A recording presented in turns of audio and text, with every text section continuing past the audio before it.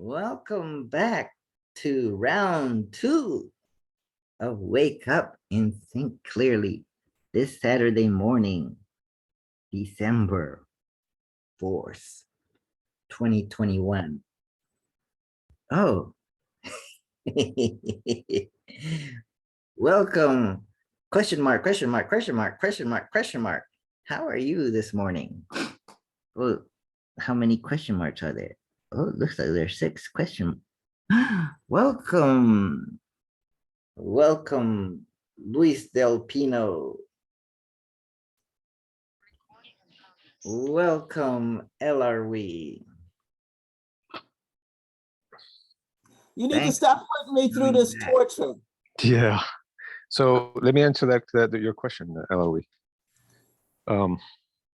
Where does the tangible end, right? And the intangible start? And how many intangibles are there? How many realities, real realities, ultimate realities are there? I say there's only one. But you don't know that. That's what you think. That's what you believe. What I think is what I know. What I know is what I think. But that's me. I don't make that a dogma. I'm just sharing my view of reality. I'm sharing a view of myself. But every time I say something like that, people say, "Well, you don't know that." Meaning I don't agree with you. And it's fine.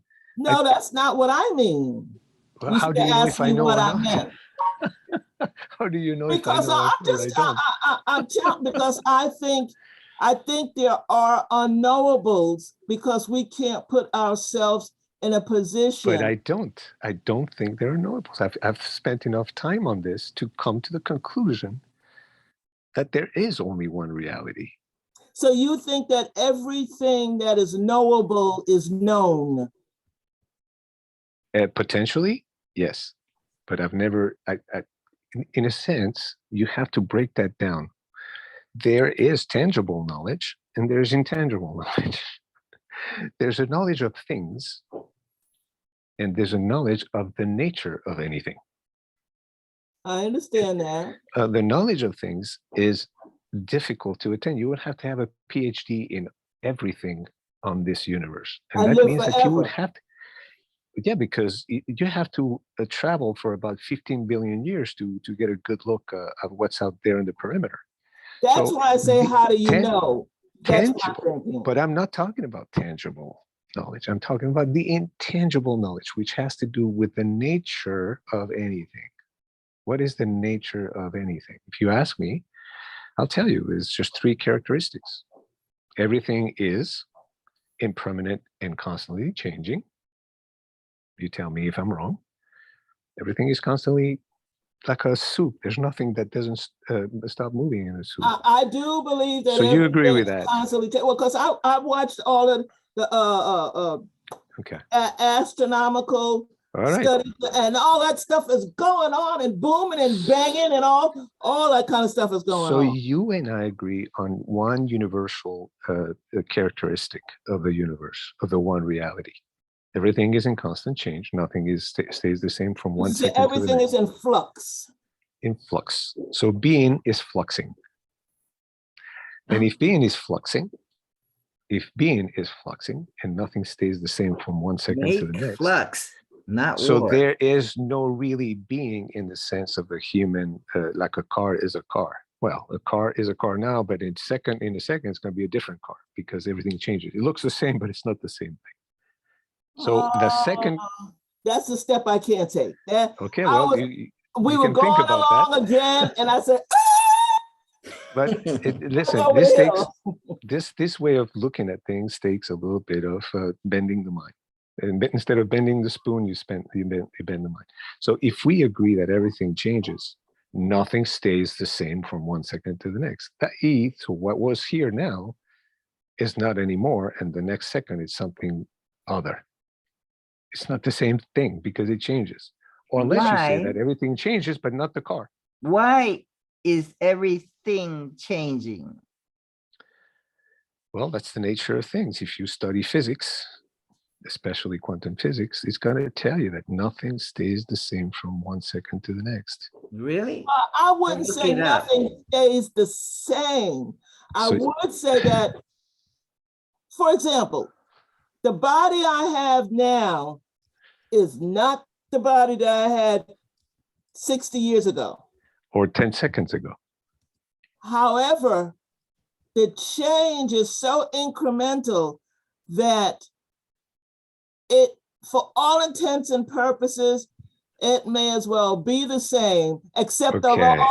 over a longer period of time, change Yeah. is more Let's see. noticeable. So you're saying like, okay, things are this way, but for practical reasons, we're going to say that things don't change so much. They No, only it's change a not for- little bit. It's for reality reasons. If you say things change, it makes it sound like when I get up in the morning, I'll be somebody else. I'll be you. You are You know, somebody else. You uh, are somebody else, but but you don't see it. am. You don't see it because it's not practical. Because there you are. So this non-tangible thinking, this impractical thinking, non-conventional thinking breaks all those habits that we have of saying, wow, I changed, but I don't change that much. I'm still the same. Well, fortunately, I don't change that much. I didn't wake up this morning to see that I was gyro. I mean, You want to understand the ultimate reality, but you only want to look at its little today aspect. no, I want to stick with what I don't want to presume and create ideas to fit into my preconception of what I think things are. And that's always a struggle I've had in philosophy when I read them and we talked about it in class. We end up talking about people's conceptions or perceptions. And you say, if there's a reality beyond our perception or conception, how do we know that? We know the stuff we experience, but there's a world beyond our experiences. I know that. That's strife. That's Yeah. what? That aporia that you feel, because that what you're describing, your this problem that you have. You're trying to understand the ultimate reality, but you just can't get there because it breaks too much of your comfort zone as a human at the human level. Nah, that's not the reason. Well, then we cannot agree then that we are not the same person from 1 second to the other. And we disagree because you're saying, no, that's too much. And I said, all right. I'm not disagreeing. When you say the same person, that's not the same as saying that I don't have cells in my body that I used to have. I'm still the same person. We talk about levels or varieties of change. And I don't want to talk about, I don't mean that because we change, we don't stay the same. I don't wake up tomorrow and become my daughter or become Joe or somebody like that. That's a quantum change, loosely. My science, my study, my perspective has to do with change, not with things. Yeah. Let's not talk about not with things or people or I'm only interested in that. And change in itself. Yes, the changing. I know that stuff. It goes beyond. I go beyond things. I don't look at things anymore. I look between them. This is the intangible knowledge. And that's where you go, okay, that's the way things are. And in that sense, you get close to that infinity, because infinity is like that. The whole of reality, the ultimate reality, is not actualized. It is beyond consciousness. So if you get stuck on consciousness and things, you never get to the ultimate reality. That's that you have to step out of the way. In looking for the ultimate reality, you have to step out of the way. You have to disappear. It always ends up sounding like you're trying, not that you are, I'm just using a metaphor or a simile.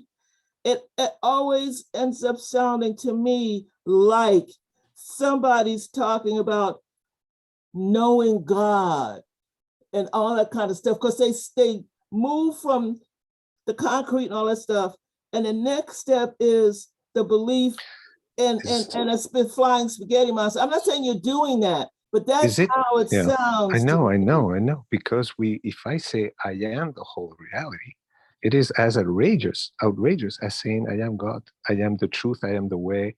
I am the light. And I'm the light. That's outrageous. But yeah, we accept it from Jesus, but we don't accept it from Lewis. But I don't accept it from Jesus either. I don't accept any of that.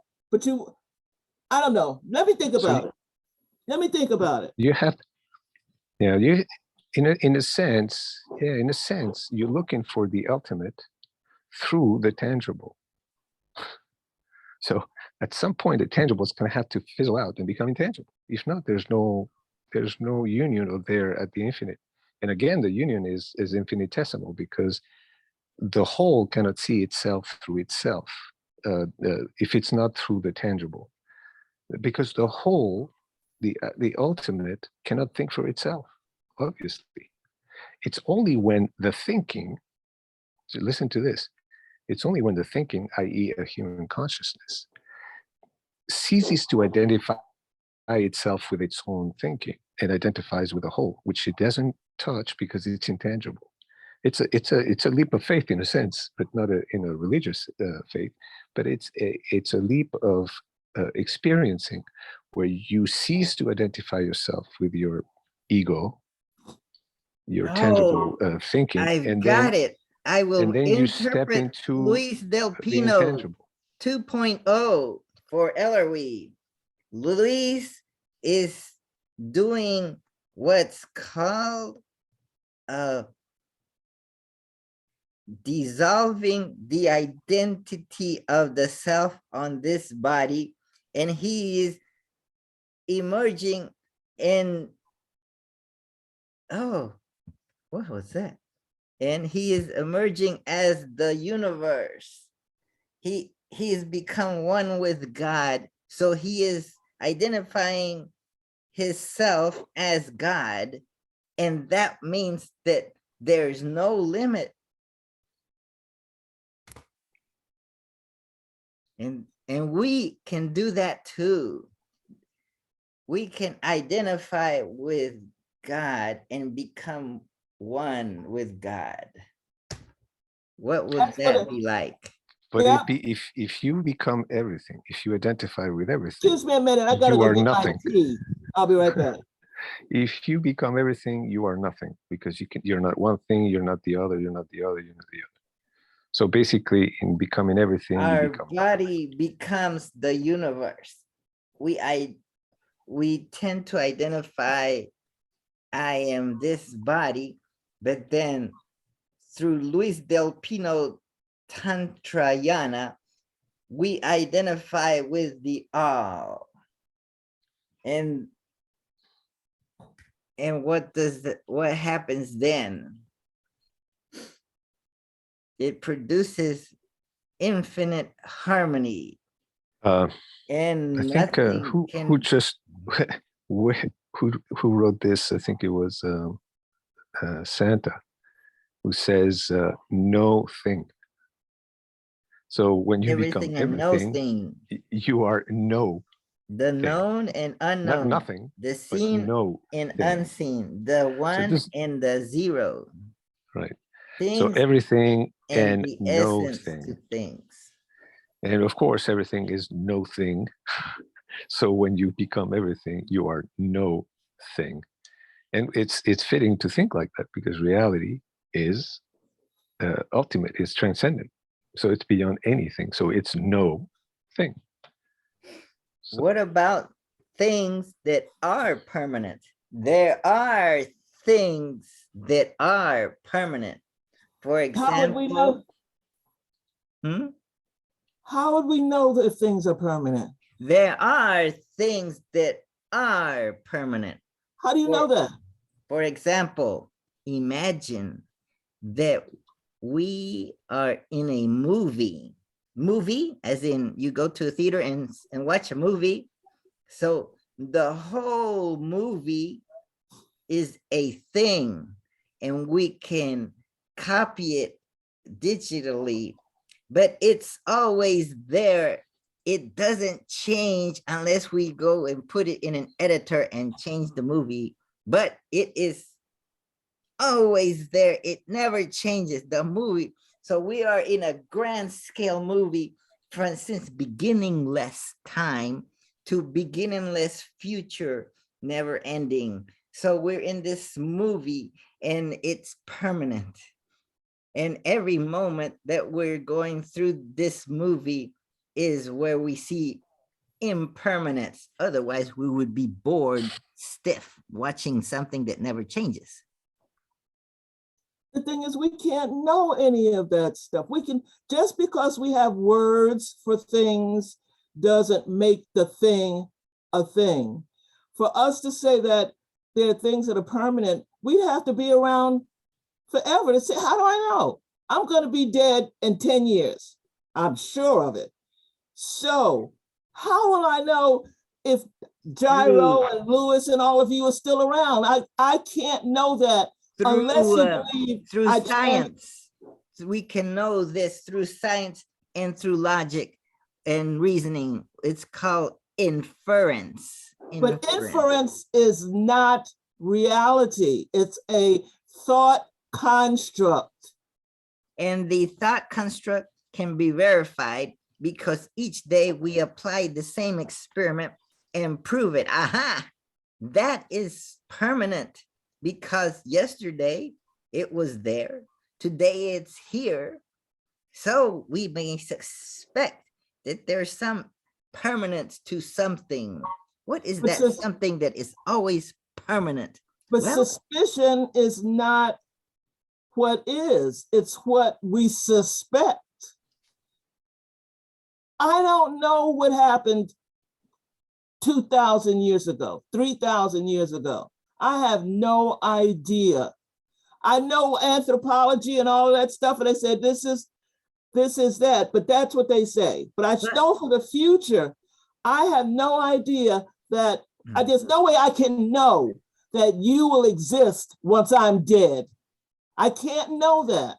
But through science and the various fields of scientific discovery, we have determined things like carbon dating. That it's likely. We can determine how old things are in the rocks, the fossils. That's likely. It's likely. Likely, probabilistically. That's correct. That's correct. Science involves forming levels of probability, hypothesis, developing experiments, and verifying, and repeating, and showing it to colleagues and having them try it out for themselves. So science involves probability mathematics, but there's right there within mathematics are laws that are permanent. For example, the number system. We cannot convert, although only Luis can convert a 0 into a 1, but mathematics says you can't generally convert one number to another one. It's always there. A 0 will always be a 0, and a 1 and a 2, they're all fixed and they're permanent. And the laws of physics are supposedly permanent, but they describe things that are happening, and therefore those things are impermanent. But the mathematical and laws, so is our Zoom meeting on Saturday. It is impermanent because it ends, and for me it ends at 8. So this was a very interesting exchange, Elroy. Thank you. Thank you for pushing the limits. You, Luis. I've been thinking about this. I had a question. I'm sorry you have to go, but maybe we can discuss. No. Go ahead. Go ahead. I wrote it in a gyro. I said, where does loyalty? Is loyalty simply a psychological concept or a behavioral concept? Or Luis, is loyalty somewhere in that other place where being and non-being and all of that stuff is? And I've been thinking about it because all this politics and people lying and all that kind of stuff like that. But loyalty, I always thought was something deeper and more ephemeral, maybe that's the word. Is loyalty simply a psychological concept, or is there some metaphysical construct attendant to loyalty? How do you like that, Luis? Yeah. And that's a question. I don't know. Obviously, I don't have an answer. Thanks But it to concerns Ellery for being so loyal and coming here often. Wake up and think clearly. There's always a distinction again, because there are two ways of two knowledges, and loyalty is definitely of the conventional, tangible human consideration. It is not metaphysical, because the metaphysical knowledge is beyond anything, any idea. And if you look at the etymology of the word loyalty, which it talks about fidelity, legitimacy, honesty, good qualities, almost legal. That means that it's framed by the way we behave as a whole in our relationships with each other.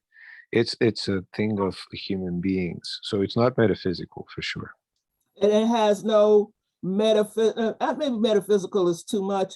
It has no connotations beyond that. The reason it does have connotations because people have deep values. It has a connotation about when somebody's disloyal.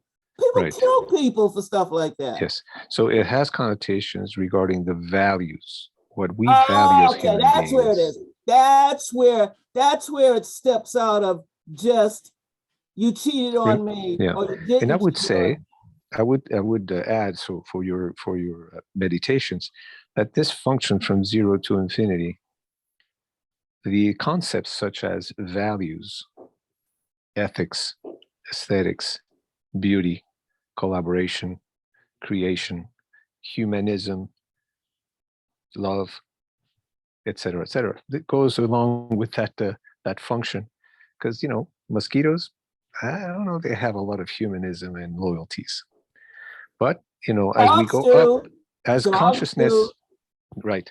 As consciousness, that's right. So you just follow the line. What's the most evolved kind of consciousness that we know is the evolved human being, not the idiot human being. Because the idiot human being is close to the mosquito, even though he looks like a human, but he thinks like a mosquito. So the consciousness is formless, but you can study consciousness along that function, which is difficult to define. What are you measuring? You're measuring consciousness, and as consciousness expands, the concepts that we use to think expands. So you have deeper thinking. You don't think superficially. You go deep into the meaning of things. So there you go. So loyalty is somewhere up in that function. So if we talk about loyalty as a value, then the discussion becomes one of what are values, and yes, what do you value, and how? What do we value as a collective? Now, as individuals. Somebody just wrote in loyalty and morals. I guess they mean that are. I missed the part. Anyway. So that's the answer to the question. There's loyalty has many connotations, but I don't use the metaphysical until you get really high up there into metaphysical, which is beyond thinking, feeling, loving, etc., etc. And morality is not there. Morality is not there. If you look at the etymology of the word morality, morals, it's mores, which is the habits of the collective. So you're all, So you are with it, okay, what is acceptable in the group that I am? And the group that you are has some morals, and the other group has other morals. So which one is moral? You know, if so, it's very dangerous to go, okay, what I do is morally right, universally. Because if you change a couple of continents away, all of a sudden what's very moral for you is completely stupid for somebody else. But do Or immoral. do all human beings have the capacity to be moral? Yes, but we have to understand what moral means. Do all human beings have the capacity to be metaphysical? If we think about morality is about ultimately right and wrong, then it does become more than just a thing. Because what is right? But is reality right or wrong at all? Metaphysically. That's the metaphysical basis of that loyalty. There you go. So you have to look at things from the multi-perspective of the whole. So if not, you get stuck in something and you don't realize that you think it's true, but it's not, or it's right and it's wrong, and you know all that. So you have to step very carefully in the concepts, and you have to go back really, really big, which is the metaphysical perspective, to be able to understand the non-metaphysical or tangible or conventional concepts of human beings. If you don't apply metaphysical thinking, you're always in danger of becoming stuck in a box. That's why I brought up the issue of loyalty, and I noticed that Lewis moved from thinking or saying about the limitations, but we did push it up. Once somebody said values, that pulled it up a notch. And then we talk about right or wrong, that raises it to a high level, because right and wrong is something that we've all struggled with, not all of us. That man, and I hate to use that old word, humans have struggled with forever. Gyro, you're leaving us? I am disowning the Central Florida Philosophers Meetup and the other meetups, Buddhism for Happiness, America Dayana, and the yoga meetup. So I will stop being an organizer of the meetup, but you can still come to Wake Up and Think Clearly every Saturday morning at 7 a.m. The same link, 407-486-8642. Save it. And just connect. Yeah, just type in that number into your Zoom and you'll be joined.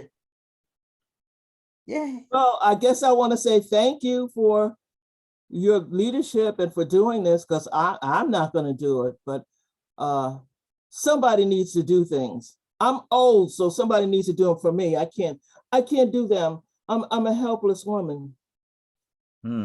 Okay. Someone will do it. Maybe Jester will. I noticed we've been getting a lot of feedback on the chat. From Jester, the molester. Oh, don't say it. Even if it's true, don't say it. Some things we don't want to know. Too bad Lewis is gone. He talking about we know some things we don't want to know. Yeah, you know what this is. I don't know why you guys are playing games with yourself here. I'm hearing that. Jester. Eleanor, you did ask some inquiring questions. Obviously, you probably might be able to receive that.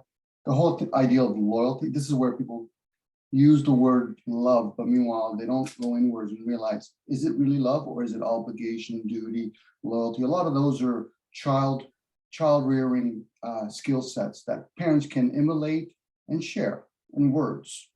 So you can be loyal. Animals can be loyal to themselves, hence why we have packs.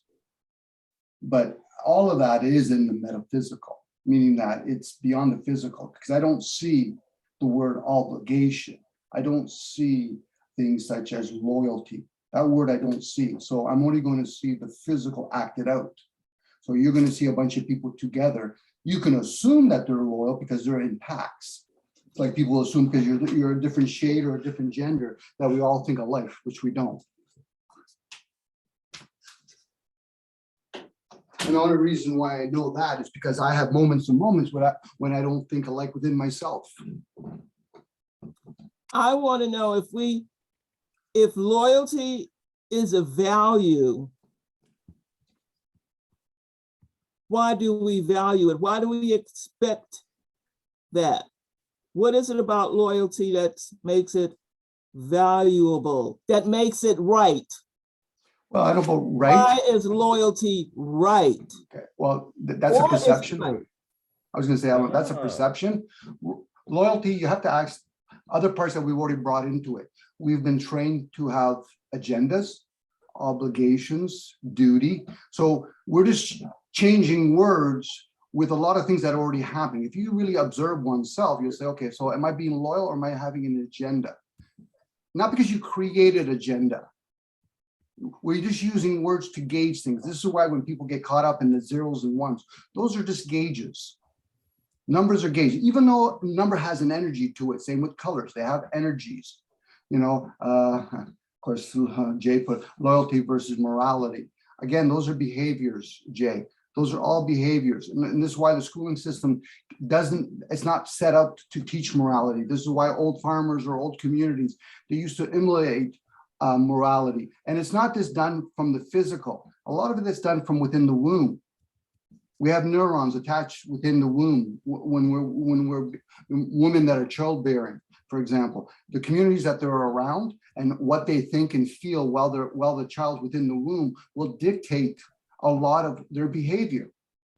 You know, if a woman doesn't get weaned correctly when she was a child, there's a good chance she's not set up even when she has a child, if she's going to be able to correct that whole ideal of, are they going to be later on calcium deficient?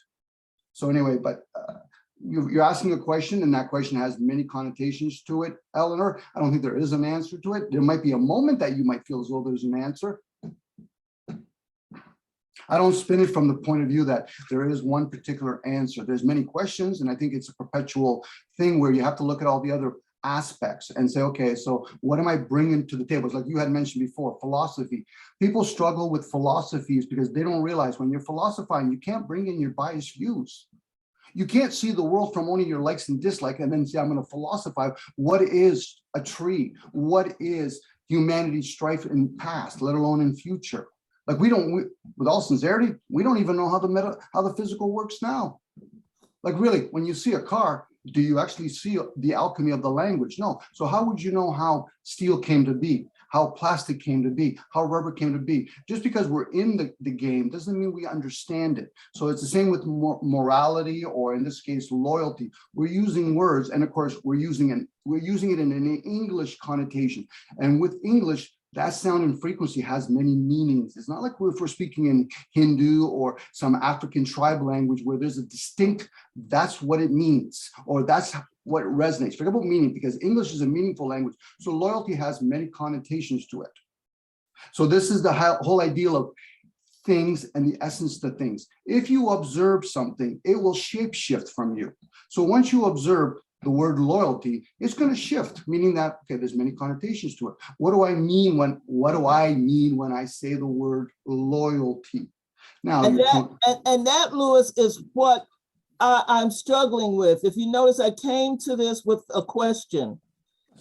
If you notice, I asked a lot of questions and I tried to describe how I think about that question.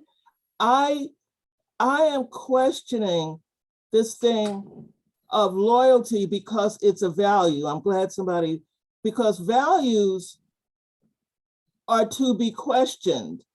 Now, I know the religious people who don't believe that, but if you say this is good, I want to know, what do you mean by good? And why do you think it's good? And is it good just to you, or is it good for everybody? To me, there's a lot to be said about that. And it's not just about the behavior, it's about the idea.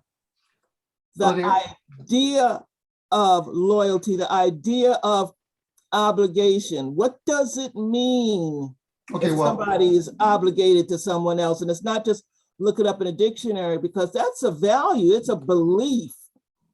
it can become a belief. So there is teachings out there. Prayer means inquire, means question.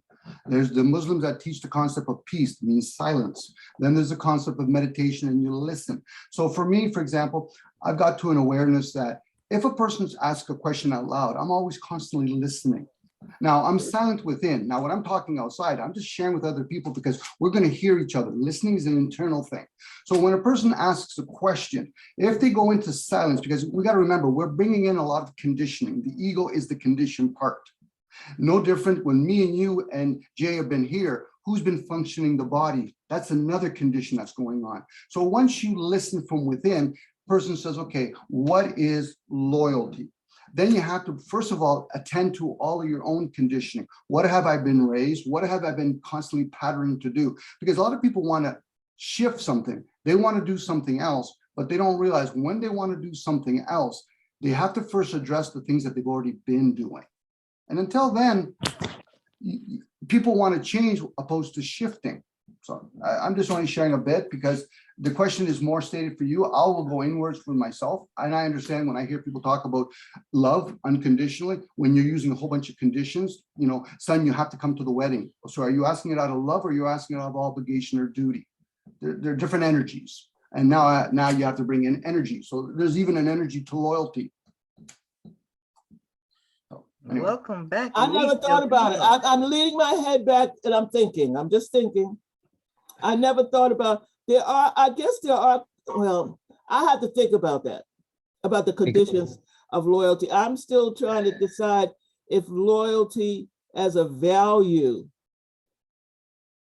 what is loyalty as a value? Why do we think loyalty is good? Well, you're saying good. Good just in the old language means spiritual. So values such as belief systems have value, but they also have their limitations. Knowledge has their values, but it has a limitation. So even wisdom and understanding. Wisdom is discernment, understanding, you really, that's the masculine side. So they all have value, but they have their limitations. The reason why they have limitations is we become attached to them. So if a person becomes attached to loyalty in the action part, the physical part, the karma part, then that's their attachments. They're going to be more evil. Evil just means material. So you're going to be more in the evil state opposed to the spiritual state. You know, the whole concept of good and evil, spiritual and material, that's all it is. That's duality. That's Louise talks about zeros and ones, yin and yang. We're living in a duality realm. We're neither one of those things, because then that opens up the question of deducted to do deducto. Am I the body? No. Am I the thoughts? No. I'm not those things. I get to experience them. So the word loyalty, no, yeah, you're using the word loyalty. It's just an experience. You're experiencing the word. You're experiencing how you want to play with it. Am I being loyal to who and for what reason? Then you have to start thinking about, do I have an agenda for that particular situation? You might even have an agenda for the person, their particular mask now. Oh, I see. I was thinking about in that statement, why do I need to be loyal? What obligation, you talk about that word obligation. Mhm. Why am I obligated? Who said so? Those What are is it conditions. about loyalty that you should expect it from me? But those are conditions. It's like when people say the word allowance, allowing an exception and tolerating. People will say, I allow a situation. Well, who are you to tell me to allow? What they'll do is really they're saying for themselves, I'm tolerating the situation, because they can only speak from oneself. I'm just sharing out loud because I'm always my student. So other people might say, well, Don, but you're trying to tell me, I'm not telling you nothing. That's your responsibility. I'm just using a language that we all have access to. If I knew how to speak 15 different languages, it wouldn't serve for me to speak other languages if you guys actually don't understand that language, and vice versa. If Louis or Jay starts talking Spanish, I'm going to say, I'll be able to pick up some of the words, but I'm missing most of the contents. And that's what most people do when we hear each other. We hear the English language, but we're missing all that. If you're listening truly, you're going to hear each word and realize, well, I got a lot of questions now. Why? Because they're not matching those words together. You know, zeros and ones. Okay, what about colors? What about symbols? Why don't we use them all? Because we don't realize, we all narrow, well, we don't realize, I can say it for myself, but I narrow it down to certain parts. When Jay was talking about science, didn't we come from an age where everybody thought religion was the way of the thinking? You've dumbed down people enough times, then you say scientists. Scientists are the most philosophers in the world. Same with religious people. If you were truly going to be a priest, it's because you're philosophizing. Who created the tree? Who created life? Not as though you're looking for answers. And if you are looking for answers, not a spoken language, you're going to hear it inside. You're going to listen inside, and somebody's going to say, I will tell you this, but this is not to share with other people. And if you do, it's only because you can hear yourself over and over again and say, when are you going to be done with this? Because you got to move on now. Because you're caught up in what? You color your skin, your gender? Because that opens up again deductibility. Am I my skin or my color? Because